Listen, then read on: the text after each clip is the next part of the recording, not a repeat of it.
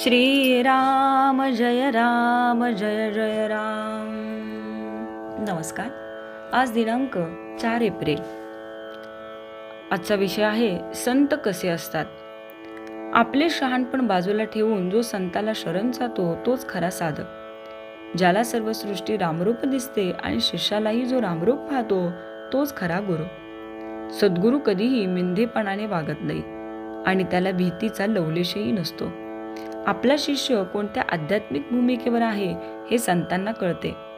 देहबुद्धीचे लोक विषयाचे दास असतात, पण संत मात्र विषयावर मालकी गाजवतात। संतांजवळ जे समाधान असते ते आपल्याला लाभले किंवा त्याची आवड उत्पन्न झाली म्हणजे संतांची प्रचिती आली असे समजावे। औषध काय आहे हे न कळता सुद्धा रोग्याने ते श्रद्धेने घेतले तर त्याला गुण येतो, किंवा एखाद्याला स्वयंपाक करता आला नाही तरी त्याला अन्नाची चव समजते आणि तो पोटभर जेवू शकतो। त्याचप्रमाणे एखाद्याला ज्ञानाचा अनुभव येईल, पण शब्दाने त्याला तो सांगता येईलच असे नाही।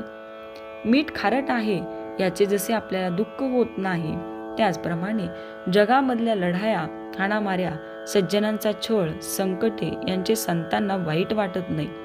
वाईट वाटत नाही याचा अर्थ ते त्यांना आवडते असा मात्र मुळीच नव्हे। पण मीठ जसे खारटच असणार तशा जगात या घडामोडी होणारच। जगाची राहटीच अशी आहे हे समजून तो दुःख करणार नाही। किंबहुना मीठ फार झाले तर खारटपणा जसा सहन होत नाही तसे त्यालाही होईल। इतकेच नव्हे तर त्याचा प्रयत्नही जगातले वाईट कमी करण्याकडेच असतो। विहिरीतल्या बेडकांना जशी समुद्राची कल्पना येत नाही तशी आपल्याला संतांची कल्पना येत नाही। संत हे पहिल्याने आपल्यासारखेच होते, परंतु अनुसंधानाच्या मार्गाने ते वर गेले। आपल्याला संत शोधण्याची मुळीच जरुरी नाही।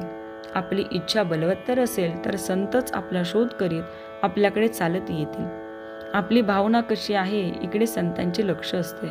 संत हा गुप्त पोलिसासारखा आहे। तो आपल्यामध्ये आपल्यासारखा राहतो, पण आपल्याला ओळखता येत नाही।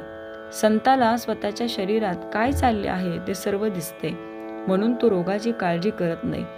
संताला कर्म मागे पुढे करता येते, पण ते न टाळता येत नाही।